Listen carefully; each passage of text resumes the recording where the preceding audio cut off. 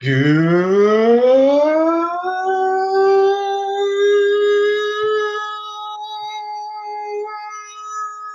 evening, SportsZonians. How's everybody doing out there tonight? I am Mike Laurel. I am your host. This is SportsZone. Coming to you live like we do each and every week here via the I-95 Sports and Entertainment Radio Network. We got a good show for you tonight. We'll be joined by Dave Hastings and Eric Tressler in a matter of moments. We haven't had Dave here in a couple weeks, so it'll be nice to have him back. We got a lot to talk about tonight. We're going to recap the goings-on from the NFL this past weekend. Of course, the Cowboys took a big dump in the second half last night. Losing to the Tennessee Titans game that looked like might go in their favor in the early goings. They were leading the turnover in the first quarter, and then they just couldn't put it together in the second quarter, and they were blown out 28-14. Not a ridiculous blowout, but still big enough blowout that I use that word. So we will get into all of that. Might talk a little baseball tonight. And we have the first few weeks of the basketball season in the book, so we'll probably wind up talking a little about that as well. Before Dave and Eric come on, I will run down the live scoreboard, the basketball games that are going on right now. We have two games going on at the moment, one about to start and then one a little later on tonight. You have the Dallas Mavericks taking on the Washington Wizards with about 3:40 to go in the first quarter, and the Mavericks are up 22-15. 10:30 to go in the fourth quarter, and Atlanta and Charlotte are tied at 81. And then the game that's about to begin, you have Brooklyn going into Phoenix to take on the Suns. And at 10 o'clock, you have the surging Milwaukee Bucks going into Portland to take on the Trailblazers, who are 7-3 themselves. So that is your live scoreboard, the games that are going on right now. So we should, like I said, we should be joined by them within the next couple of minutes here. I'm going to be honest, folks. I had a very long day, very bad day. Just kept going from bad to worse. So I'm happy to be able to talk some sports for a little while here. Before they come on, I'm going to talk about some baseball here because we got the Cy Young finalists that were announced yesterday. And Jacob deGrom is among them. You have Jacob deGrom, Aaron Nola of the Philadelphia Phillies, and I'm about to look up who the third one is. Very surprised, Max Scherzer of the Washington Nationals. Very surprising field to me. Nola is not someone who you would think would be in a Cy Young conversation, but he had a very good year. One of many young pitchers who are finally coming into their own. Nola always showed the potential. This is the year he actually put it together. And, you know, it's interesting because I can remember when the original SportsZone was on the air back in 2012 when R.A. Dickey won the Cy Young Award for the Mets when he won over 20 games that year. And it was a very similar situation. I think this Mets team is definitely better than the 2012 version. The 2012 version, they didn't really have a lot going for it that year. I think that was the year that Matt Harvey came up towards the end of the season, so things were starting to turn around. And, you know, regardless of what you think about him now, Harvey really is the guy who got things going. And just thinking about the similarities between that, as we welcome back to the program David Hastings after it wasn't 2 weeks since you've been gone, right? Yeah, I was sick 2 weeks ago, and then last week was Mom's birthday. So, well, happy late birthday to your mom. I'll pass it on. I will definitely pass it on. How you doing, Mike? It's been a long day. I'll say that. Not a good day, if I'm being honest, but I'm hanging in. How about yourself, my friend? Hey, you know, day by day, my friend. Mm-hmm. I mean, being a Cowboys fan this morning is not the easiest pill to swallow, but at the same time, it always could be worse. Absolutely. Well, I mean, I'll tell you what I want to start with. I want to start with some better news from me. Did you get a chance to see Bohemian Rhapsody this weekend? No, I did not. I still haven't even seen Venom.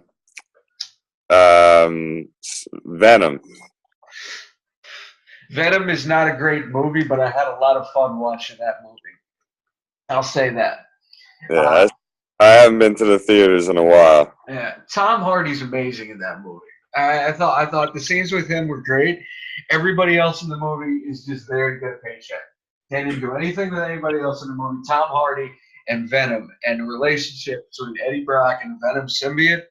That's awesome. That's worth the price of admission as far as I'm concerned. Bohemian Rhapsody was really good. You a fan of Queen? I mean, it's hard not to at least be a fan of some of their music. I mean, I can't say I could tell you about their albums or anything like that. Yeah. But hey, the movie's getting hyped up, and it's something I'll watch. But I probably wouldn't end up going, to the theaters to see it. I mean, truthfully, if you're gonna see it, the theater is kind of the way to see it, just because you have to hear the music with that type of sound system and everything, especially at the end when they do the Live Aid concert, which was their seminal moment back in '85. The whole movie really builds to that. I would just say if you go to the theater to see that, you will not feel like you got ripped off. Fair enough. I'll keep that in mind. Mm-hmm. So let's go back to the Cowboys for a minute here, because I'm just getting it myself. I'm playing catch up with all the day's headlines, and apparently Troy Aikman is calling for major changes to the Cowboys organization. Did you see this? I did, yeah. I saw his. Yeah, I mean, I'm not entirely surprised that someone is saying this. The quote that I'm seeing here: go through the list, and this team over a long period of time has been what it's been. It hasn't always mattered who the head coach has been. So to me, if you're asking me, I'd say there has to be a complete overhaul of the entire organization. Now, maybe it's just me. That seems like a direct indictment of Jerry Jones without him saying the words. Yeah, I think that's fair to say. I think it's something where you're calling of a complete overhaul. I mean, that literally starts from the top and then works its way down. But it's obviously it's not going to happen. And I saw this guy. I've mentioned his name to you before, Patrick Walker.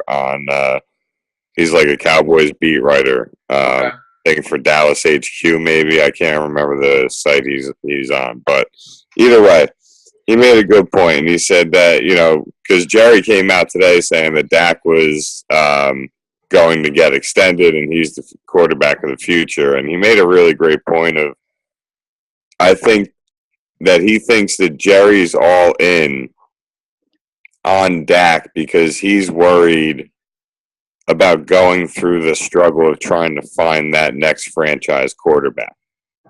Makes sense.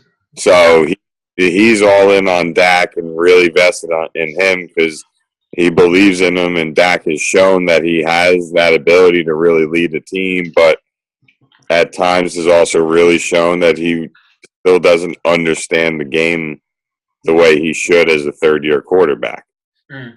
So I thought that was a really great point, a really great perspective on it, because when you think about everything, that kind of makes a lot of sense, because even if you get a number one overall pick or you trade for the number one overall pick, there's no guarantee that the guy you take is going to be what you want him to be. Mm-hmm. You have no idea how long it might take them to even become that. I mean, think about it. Elway didn't win his Super Bowl until his final 2 seasons. Yeah. I mean, nobody denied how great of a quarterback he was, but that's really what put him up in that upper echelon in all-time quarterbacks. So I think that's a fair point, but from what I've seen, and I mean, to me, there's so many I've said this before, there's so many blatantly obvious holes and mistakes that they have that are noticeable to the basic fan. It's unbelievable that they don't make the adjustments necessary to counteract what they've been doing. It's like they shoot themselves in the foot. Mm-hmm. Even last night when they're down 14, they bust out a trick play like, why waste that on that game when, maybe you can use it for your opponent the following week, earlier in the game when it could really be a huge impact play. I don't know. There's so many stupid things that they do. It's just so frustrating. I'm sorry. It's just so aggravating. Well, I will say this.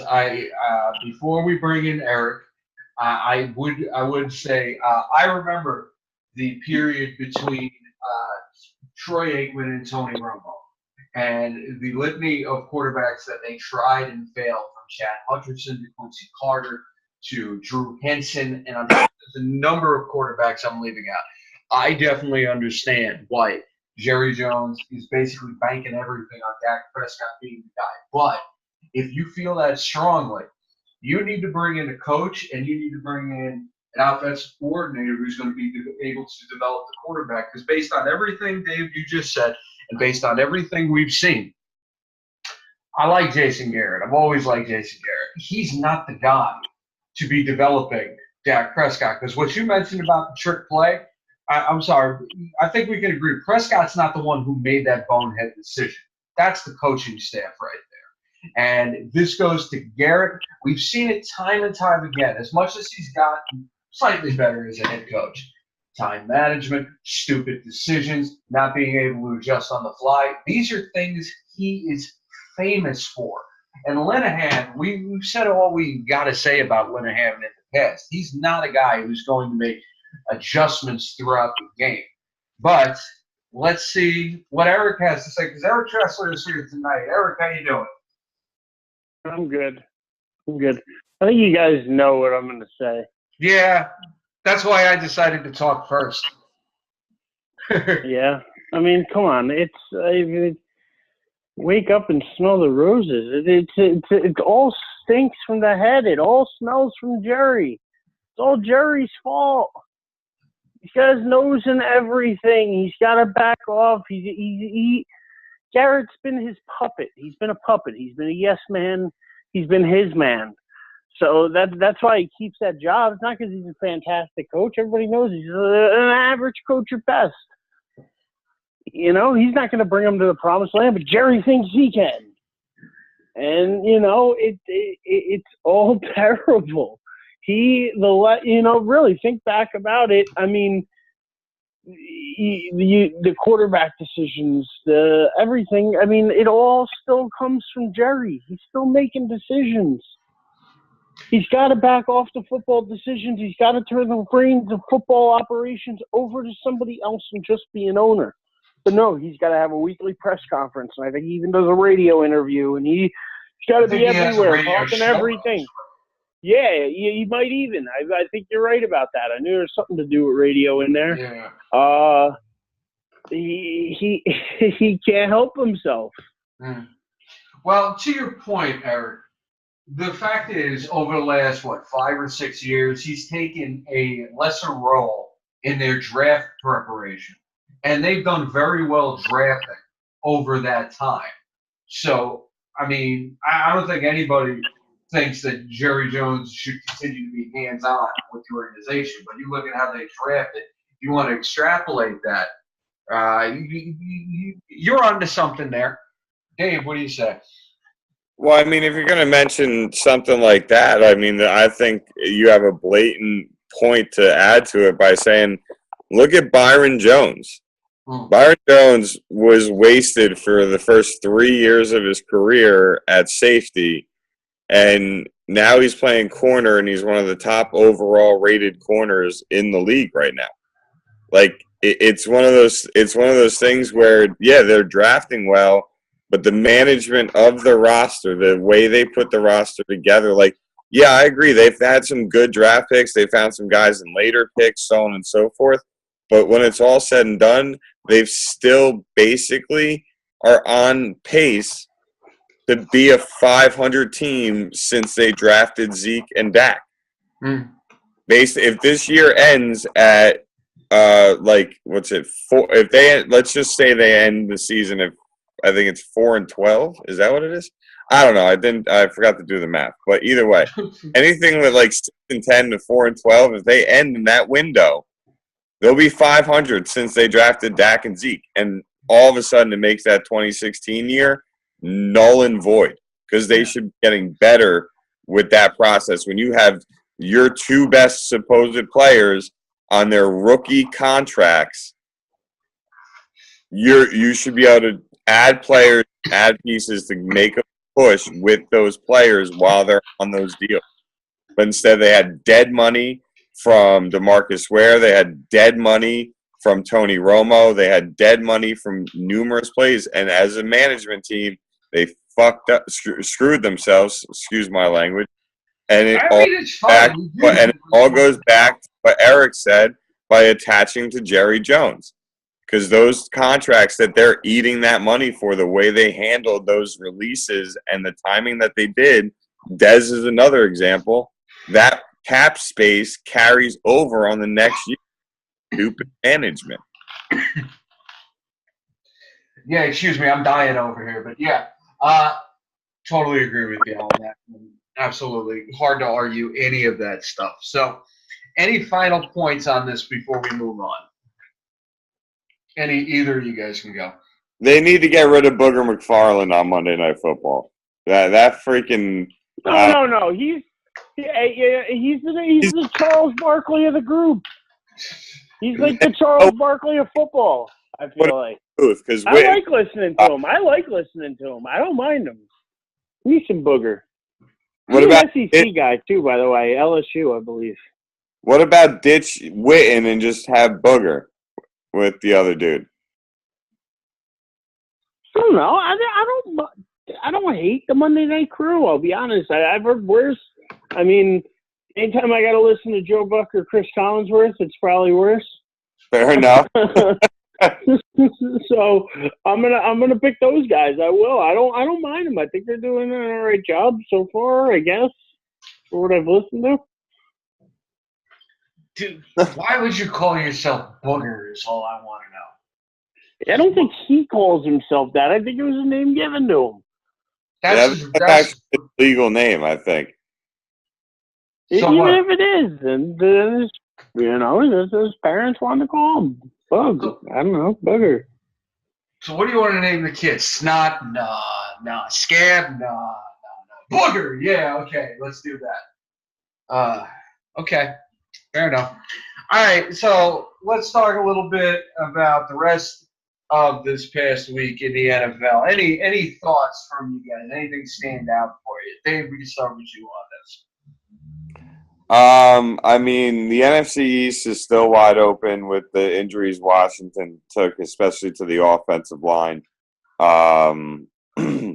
Julio Jones finally scoring a touchdown. Freaking awesome. Gotta love that. Josh Norman should be suspended for that play against Julio Jones. I don't know if I'm by myself on that, but that was a dirty play. I don't know what play you're even talking about. The horse collar tackle as Julio was about to go into the end zone? I don't really know if I'd consider that a horse collar tackle. You're right. He just straight up grabbed the guy and threw him to the ground.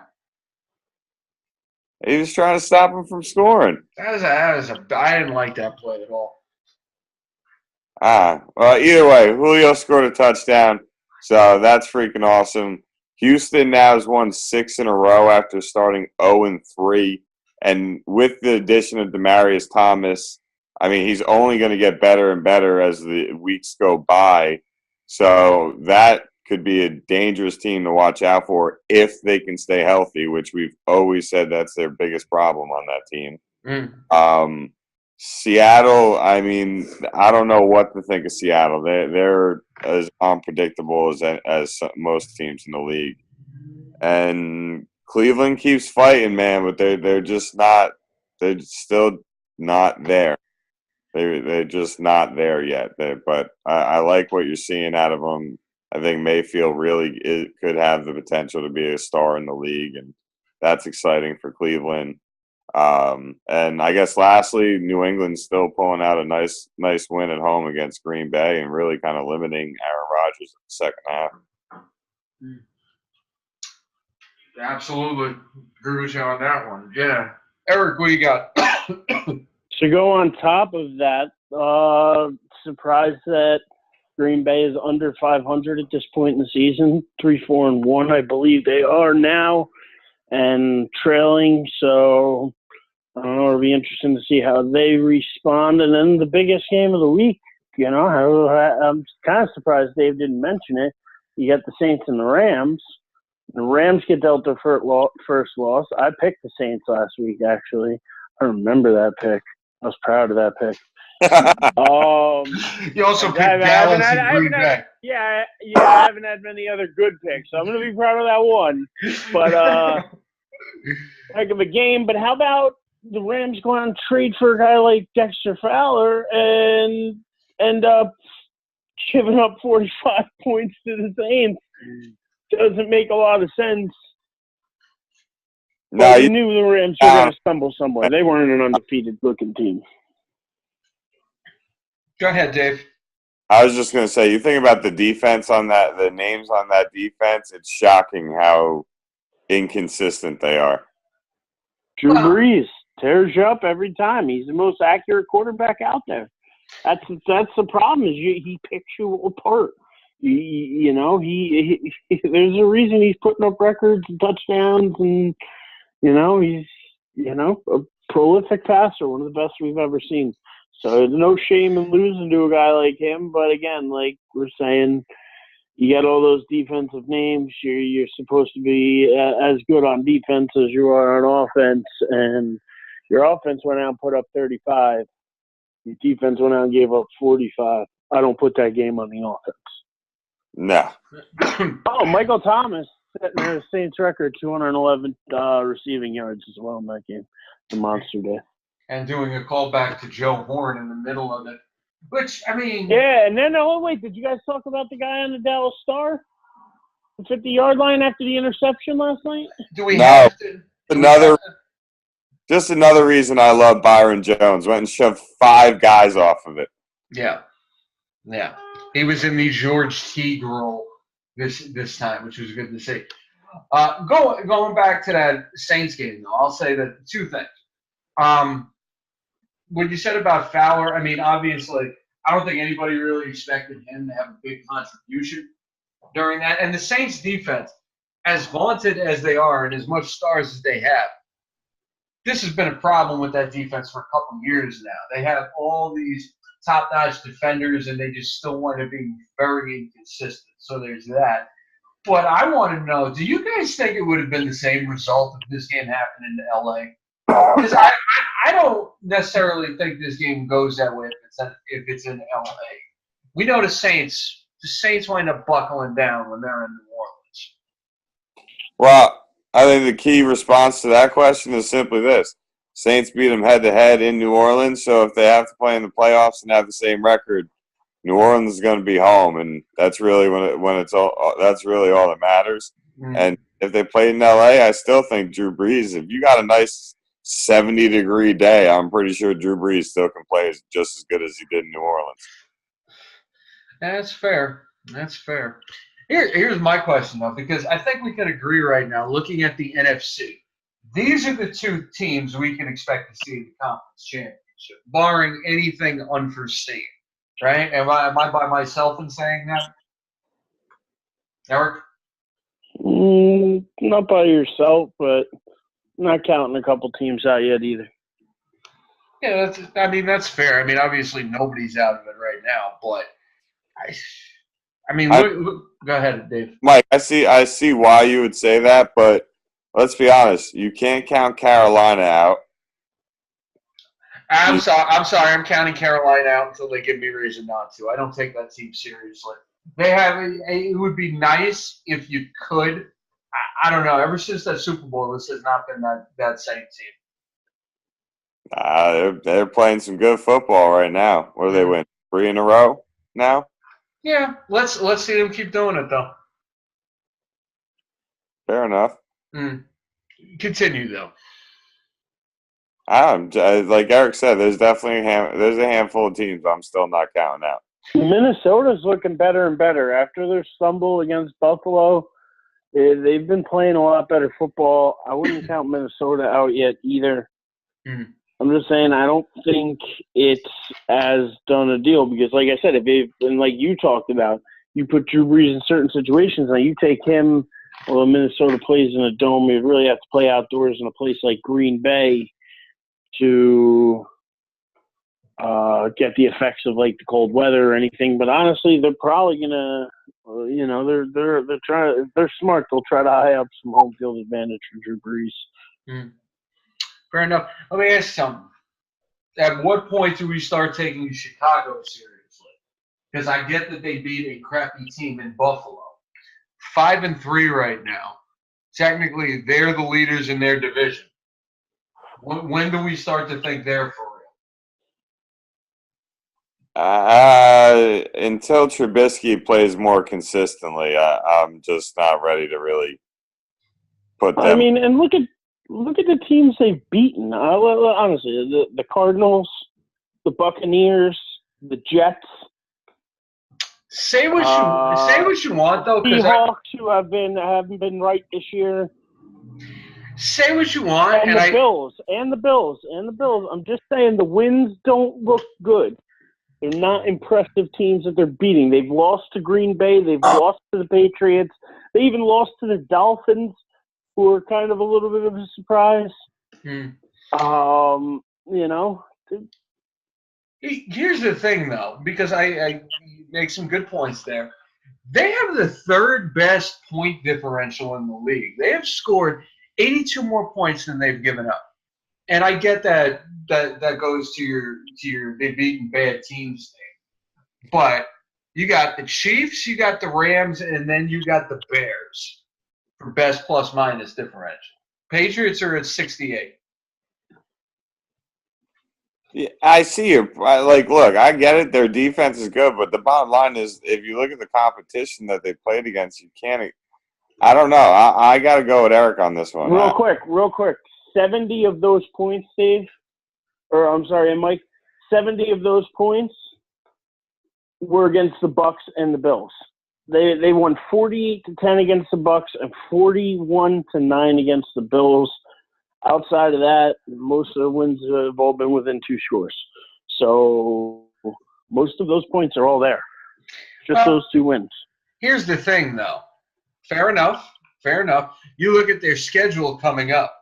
2 games against the Lions, sandwiched between a meeting against the Vikings. Then they're in MetLife Stadium to take on the Giants. Rams, Packers, 49ers, and then they close out the season against the Vikings. Yeah, I could see them losing 3 of those final 5 games, if not maybe 4 of them.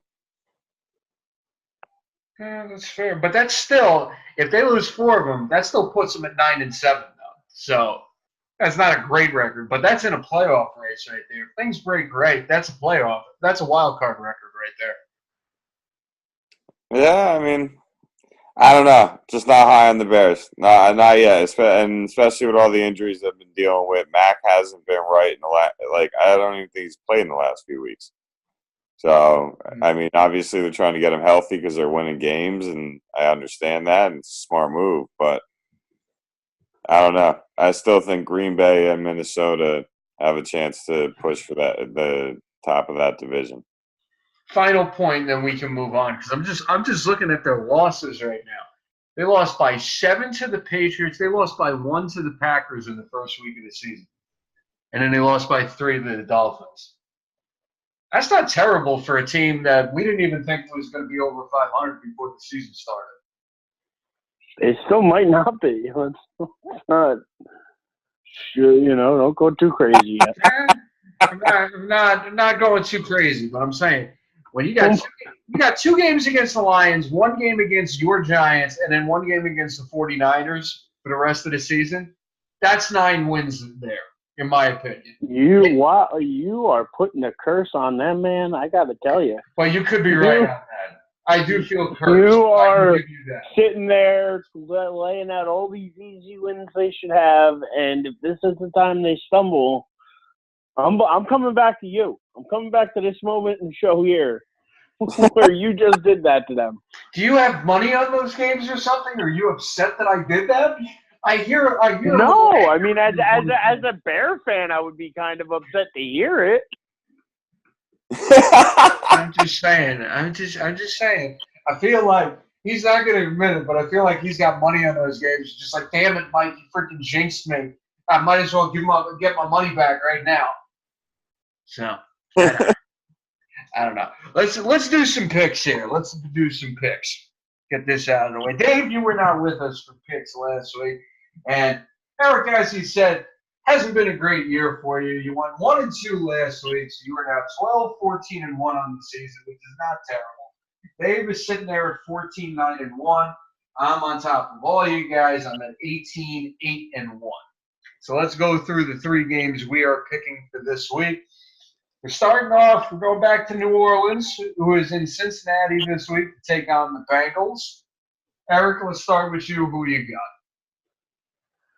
Well, apparently we're going back to New Orleans to go to Cincinnati. Oh, shut up. I'm going to take... Shut the hell up. And, I'm going to take New Orleans. Saints. They go marching in. So they're playing hot right now. All right. Dave, who you got? I mean, I am kind of a little worried about New Orleans going into this game almost a little too high on themselves. But the fact that Cincinnati doesn't have A.J. Green really makes them a easier offense to defend, even though Boyd is playing really lights out for them. But I still think it makes them an easier team to defend, and that could really help New Orleans. And Drew Brees is going to do what Drew Brees does, so I'm going to go with New Orleans. Yeah, I think we're going to go the trifecta here because I'm going to pick New Orleans as well. Cincinnati's been playing a little better. I mean, they're sitting at 5-3, but I mean, come on. After the week they had last week, they would really Drew Brees would have to have one of the worst games he's had in a while for me to think that the Bengals would win this game. So I'll go with New Orleans there. Carolina going into Pittsburgh to take on the 5-2-1 Steelers. This is the Thursday night game, if I'm not mistaken, right? Yeah. Yeah. Dave, let's start with you. Who you got? I mean, I really think this is going to be a good game to watch. So that's always nice to say about a Thursday night game. But I really like how Carolina's playing right now, and I think they're actually going to be able to get the win on the road. All right, so we got Carolina there. Eric, who you got? Steelers at home, taking them down. I don't trust Panthers yet either, totally. Although they're looking good. Greg Olsen looks good. McCaffrey's running well. They're looking good, but I'm not ready to trust them. I like the Steelers at home.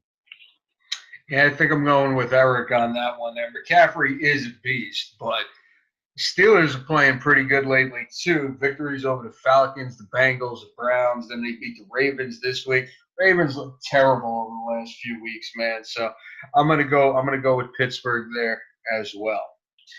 And now we will wrap up Dallas going into Philadelphia to take on the Eagles. I'm going to start this one. You guys know I'm going to pick against the Cowboys no matter what anyway. It ain't worked out yet. So let's see if maybe it works out this week. I'm going to go with Philadelphia.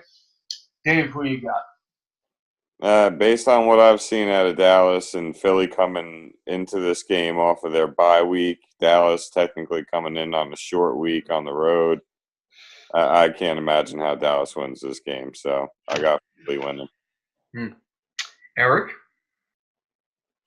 Dak, his new weapon, Amari Cooper. Zeke. Jason Garrett. Jerry Jones. Oh, is he going to be on the sidelines? Eagles fly on the road to victory. I'm picking the Eagles. Yeah. Thanks for the clarification. Eric, you should be ashamed that you sung that song. Why? He once sung the national anthem on the air. That's life for him, if we're being honest. Listen, America, this is where we live. Love it. Love it or leave it. Nah, you killed that version. I remember that. Let me ask you something, because we'll go back to the Steelers real quick. This Le'Veon Bell situation, I think he has till week 11 or week 13 to report before he's ineligible to play for the rest of the season. Do we think he actually shows up to camp? Or not to camp. Does he show up to the facility? Is there a possibility he really sits out the entire season? No. He'll show up. He'll sign his tag. He'll be on the team for, whatever couple weeks in the play, and most likely the playoffs based on the path they're looking like they could be on. So I'd say, he'll show up, split carries with James Conner. We'll make a lot of business decisions. Probably won't fight for too many extra yards if you had to ask me. That'll be that. Yeah. Eric, what do you say?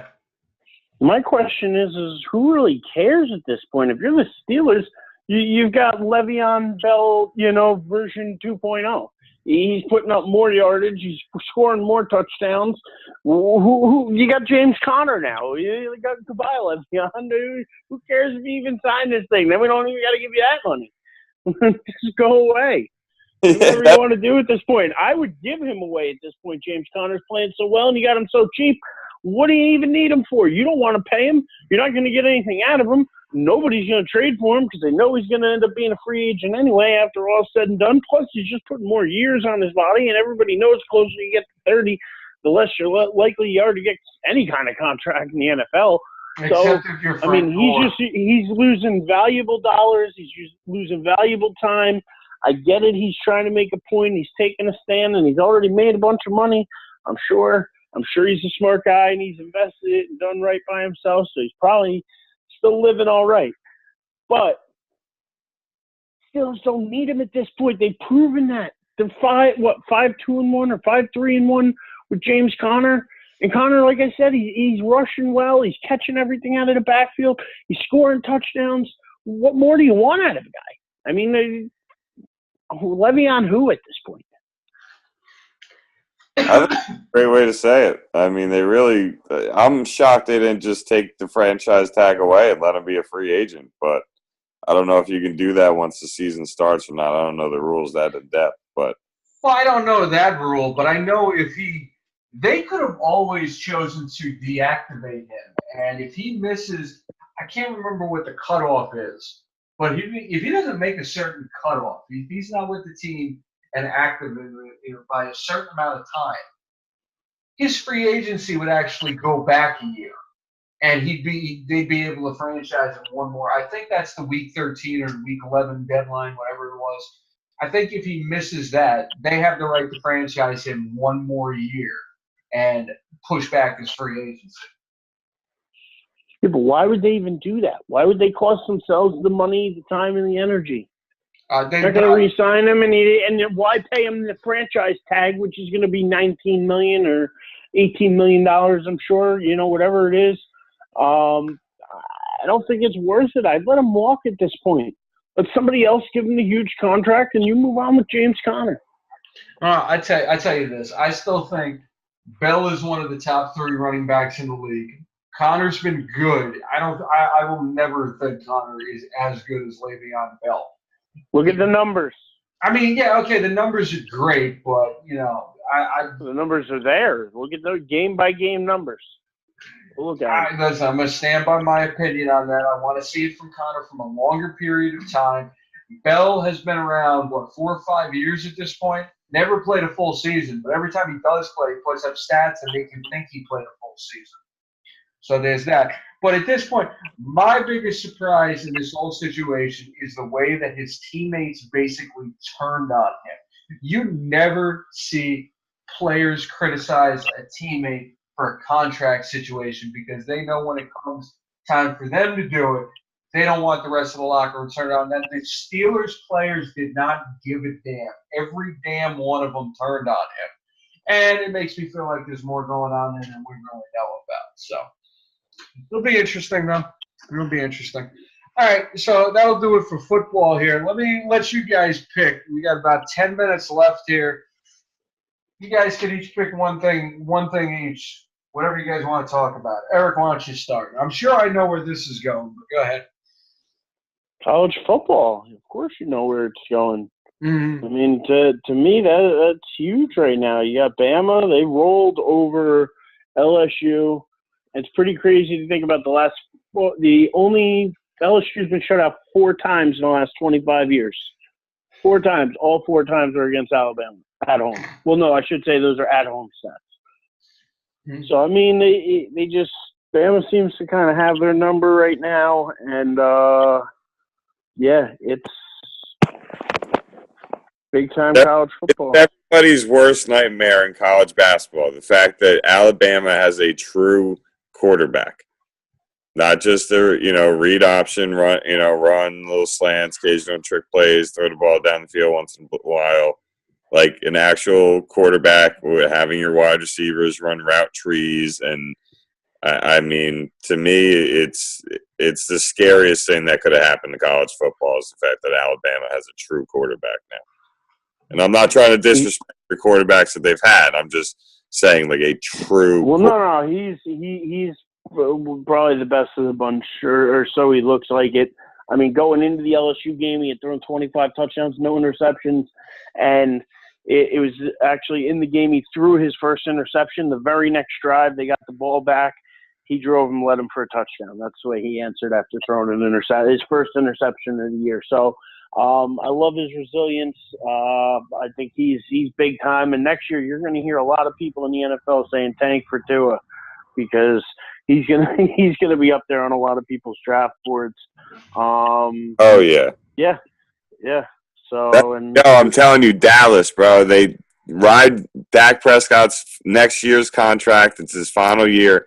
You franchise tag him for the following year, and if he sucks and it's a bad year, you take Tua. You try to get Tua, and if he shows you that he's actually worth the long-term deal, you give him a long-term deal. Dream scenario in a crazy Cowboy fan head. My bad. Just had to throw that out there since we were talking about the guy. It's all right. And also, too, Alabama and kind of Clemson have kind of stamped their way to the college football playoff for the most part. As long as nothing catastrophic happens in the next few weeks, even if Bama happens to lose to Mississippi State next week and Auburn in the final weekend, they would still be in the SEC championship game and more than likely still in the college football playoffs. So same way for Clemson. Clemson's looking great. They would really need to stumble to not make it there. Notre Dame 9-0, looking impressive and already beat probably the number 14 when the rankings come out this week. Michigan 8-1 with their only loss being the opening game to Notre Dame. All those teams look hot right now, and Michigan still has to play Ohio State at the end of the year. So that's going to be a big game because Ohio State's only got 1 loss. And if they could somehow beat Michigan, they can find themselves back in the college football playoff talk.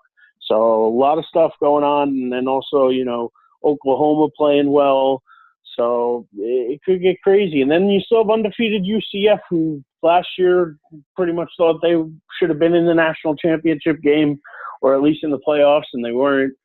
Again, having an undefeated season this season to this point, and they're sitting right now in the AP poll at 11 and probably might crack the top 10 in the college football playoff poll that comes out. So, yeah, I don't know. A lot of good stuff going on in college football. There you go.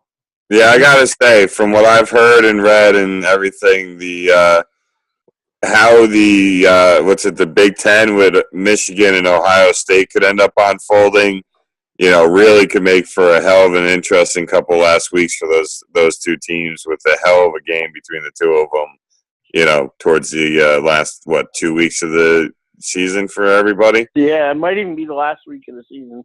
Yeah, so I mean that's actually something to really be into, and Notre Dame's always one of those teams where they need to have a couple of those big wins on their schedule because if they go undefeated, it's like don't they like basically pick their schedule? They're not a conference team, so them having the kind of year they're having is pretty cool as well. But my topic is actually staying with college sports and going to the college basketball side of things is college basketball kicks off, really kicks off nationally tonight.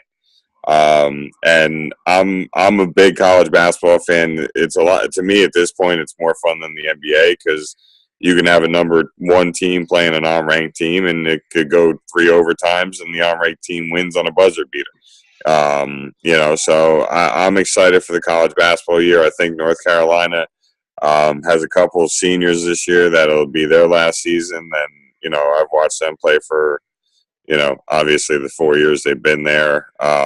You have Duke with a lot more freshmen that are going to have starting and bigger roles than I think you're used to seeing with Duke. But the one kid they have, Eric, you might be able to help me with what his name is. I think it's Zion. Yep, Zion Williams. Yeah, number one player in the country, probably going to be the number 1, if not 2 or 3 draft pick in next year's NBA draft as well. The kid's huge and talented, and Duke looks stacked, but you not usually like them to get the one and done guys. They've done it a few times with like Kyrie and a few people, and this seems to be one of those times where Coach K reeled in a big one. So yeah, I mean, they're going to be dangerous this year, but they're playing a tough Kentucky team right out of the gate. Tips off at 10 o'clock. I know we were just talking about it, but that tips off in just a few minutes. That's a fantastic game that's on tonight. Probably best game of the night. Number 2 versus number 4 to open the year. Where else do you see that? College basketball does that. I agree with Dave and what you said, where you get some big matchups in college basketball, and it's a lot of fun. I agree with you. I think it's even more fun sometimes, most of the time, to watch in the NBA. It really is, and I think I really think Zion is one of those kids that came into the NBA at 18 and won Rookie of the Year and had a real impact on his team. Maybe still some development to have take place, but really could have been an impact player coming in at 18 years old. So I think it's going to be a lot of fun. There's some good teams out there. There's always that 1 or 2 teams that surprise you. And then last but not least, it means you get to enjoy the amazingness that is March Madness when the time comes. But let's enjoy, the season itself before we rush get into that. But always a blast when March Madness comes. Absolutely. All right, well, I think that is going to do it here for us tonight, even though I will say this. Let's go Jacob deGrom for National League Cy Young Award. Let's go on that one. Want to see that happen. Bright light in a bad season. Let's see it. Anyway, I want to thank you both for being with me tonight. I want to thank everyone for listening. Let's get some final thoughts from both of you guys. We got a couple minutes left. Dave Hastings. I'm getting frustrated being a Cowboys fan, but since I am on here with the 2 of you, I will just throw out, how about the Bulls with the OT win against the Knicks? Just 2 crappy teams going against each other, and Chicago just happened to pull out the win. But since I'm on with the 2 of you, I might as well throw that in there real quick. Nice. Real nice. Eric Tressler. Since we were talking college basketball, huge game earlier tonight that we didn't mention. Kansas 92-87 over number 10 Michigan State. So that was number 1 versus number 10. Just enjoy all the sports that are on. It's a good time of year for sports. A lot of stuff going on between college and pro. And the NHL too. Don't forget about them. Devils, baby, big win against Pittsburgh last night. Nice. Rangers winning right now, 5-3 as we speak. Devils down 5-2. Nice. Very nice. All right. And I am your host, Mike Aglioloro. Thank you all for listening. Once again, thank you both for being here. We will see y'all next week.